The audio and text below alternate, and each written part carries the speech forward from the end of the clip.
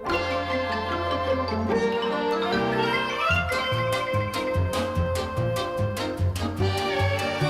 everybody, it's Chris Eads, known online as Wootini, here with another Gay Gamer video podcast.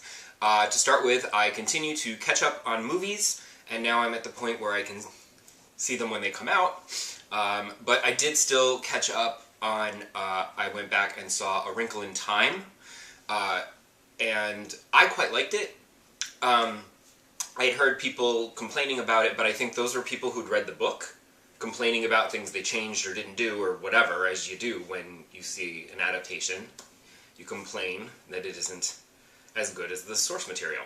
But I never read the book, so I enjoyed it. I thought the visuals were wonderful, great. I kind of wish I'd seen it in 3D, because the visuals looked really amazing, sci-fi landscapes. I thought that the performances were really good. The kids are just great young actors. And yes, it gets a little sappy at the end, but I feel like that's supposed to be like that, so...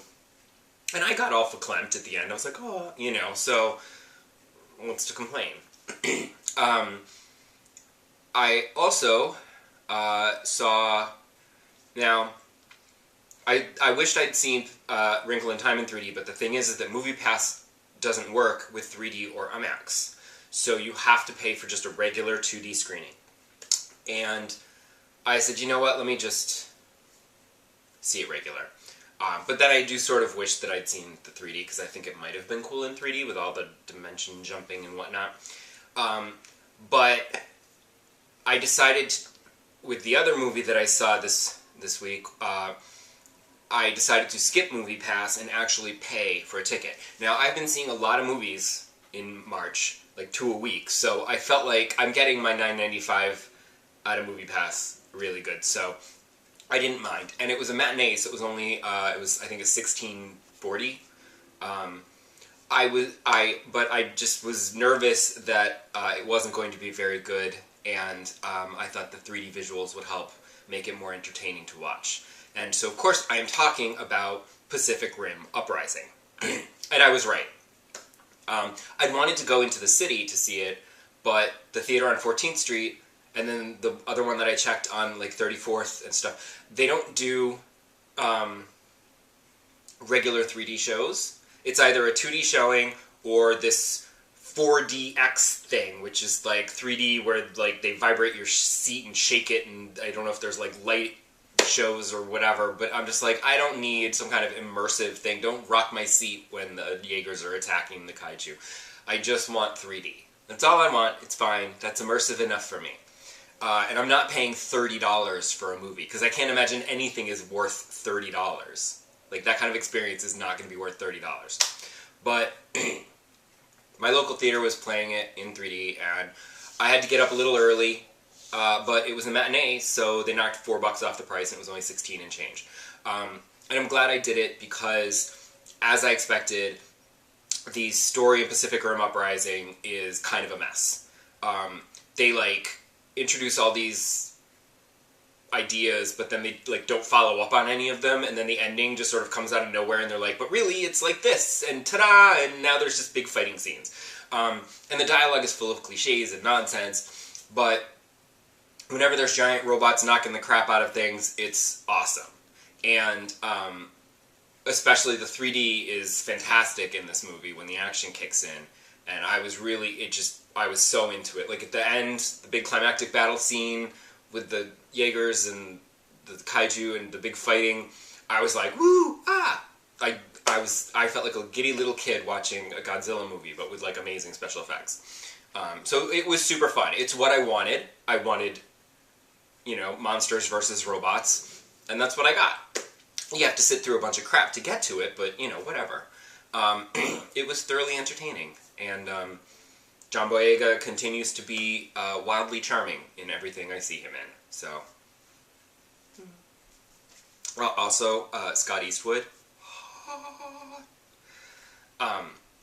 Although I was very disappointed that we didn't get a gratuitous shirtless scene like we did with Charlie Hunnam in the first one, with all the muscles and stuff, you know, but different director, what are you going to do?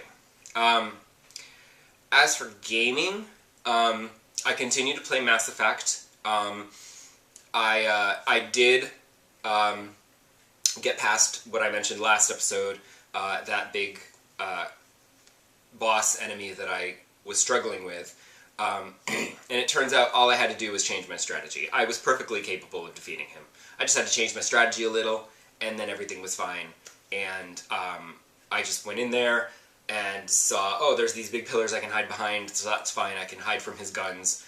And one of my teammates kept dying constantly, and I'm just like, dude, like, better AI, please. You keep dying, like, every 3 seconds. I'm like, he's killing you when you stand in this spot. Why don't you go stand somewhere else? But whatever. Stupid computer people, can't help them. But my very next try, I defeated him, and it was fine. It just took a little while because I had to keep hiding, but I can now progress in the game. I also, in our new apartment, I wasn't going to take up the shelf space with my old video game consoles. I had hooked up the PS3 and the Xbox 360, but I wasn't going to, like, hook up everything else. But then my husband's like, oh no, we're not, like, having, like, boxes in the closets in the corners, and, like, I want all boxes unpacked, things go on shelves. So I'm like, well, if you're just going to put it on a shelf in the other room, I might as well put it on this shelf and hook it up to the TV. So I hooked up, like, everything, my PS2, the Xbox, the Dreamcast, the GameCube, the N64, although, in my unpacking, I discovered that somehow the AV cable for the Dreamcast had gone missing. And that was really upsetting because the Dreamcast is one of the few old consoles that I will occasionally turn on and play. Like, I don't really touch my N64 anymore. It's just sitting there. It's decorative, really. But I thankfully looked online, and on eBay, you can buy a Dreamcast AV cable, and it was like $6. So I was like, done. That's easy. I was afraid, like, being old, it might be, like, rare or something, and you can't find them anywhere, and you have to pay, like, $40, and then I'm like, oh, well, goodbye, Dreamcast. But for $6, I'll order one, and then I can, you know, play some Space Channel 5 or whatever. The other thing is, I want everyone to know, I'm very proud of myself for this. I had said last episode how Ni No Kuni 2 is coming out, and I was freaking out because I had wanted to play it, but now I've started Mass Effect Andromeda, and I don't even think I'm halfway through it, and, like, I'd like to finish this, because if I stop it to go play Ni No Kuni, I don't know if I'll ever go back, you know? So I decided to wait on Ni No Kuni. And now I'm sort of glad that I am, because a friend of mine was messaging me about it because he started playing it, and he was like, it's very weird, it does not feel like the first game at all, and that's really disappointing, because I actually, because I love Ni No Kuni so much, I hadn't really, like, read anything online about Ni No Kuni 2. Like, I didn't know anything about the story, or the gameplay, or anything about it. Because I was like, whatever, it's a sequel to this game I loved, obviously I'm going to just buy it. So I don't need to, you know, research it and see if I want to buy it or not. I was just assuming that I was going to buy it. And the reviews are good. Like, it's getting really good reviews. But it does not appear to be the first game. It's supposedly, it seems to be set in the same world, but it doesn't look the same.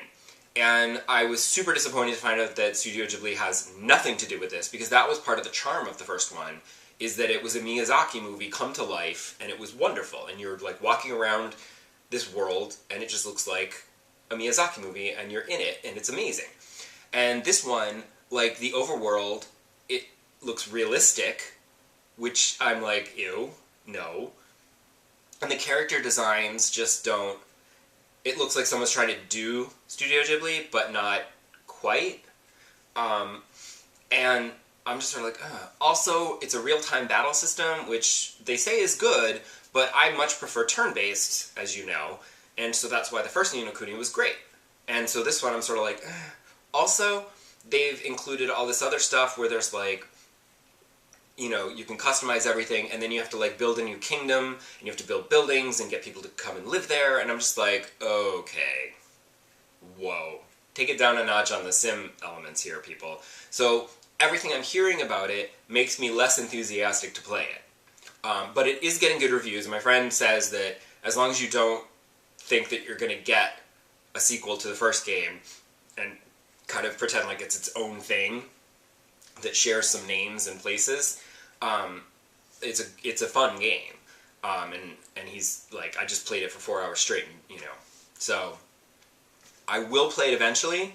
My plan, I guess, will be to finish Mass Effect Andromeda and then see where I am. And then if it's on sale, maybe I can get it used somewhere, or maybe it'll be like on the cheap on the PlayStation Store. That would be super awesome. I do enjoy when you can get a cheap game like Mass Effect Andromeda for like less than $10. That's a good deal. So I'm going to put off Ni No Kuni 2 until it's on sale and I'm actually finishing a game so that I can play a new one. So don't come back here next week expecting to hear me talk about Ni No Kuni 2, because I won't be. I'll be talking about something else. We'll see what that is.